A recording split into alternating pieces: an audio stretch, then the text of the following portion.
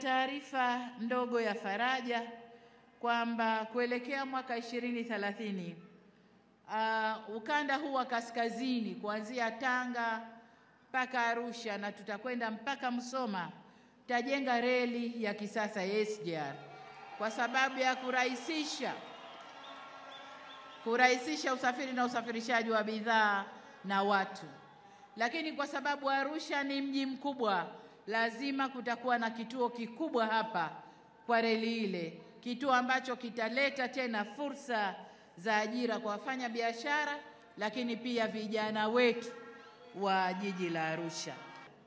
Niwaambie kwamba tutakamilisha miradi yote inayoendelea sasa hivi, tutakwenda kuikamilisha, lakini pia ile mipya ambayo iko kwenye ilani nayo tunakwenda kuijenga.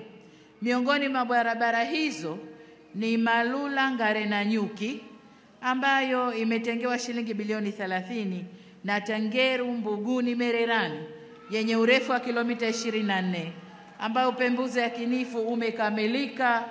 Tunabakia hatua za kutafuta mzabuni na kuendelea na ujenzi.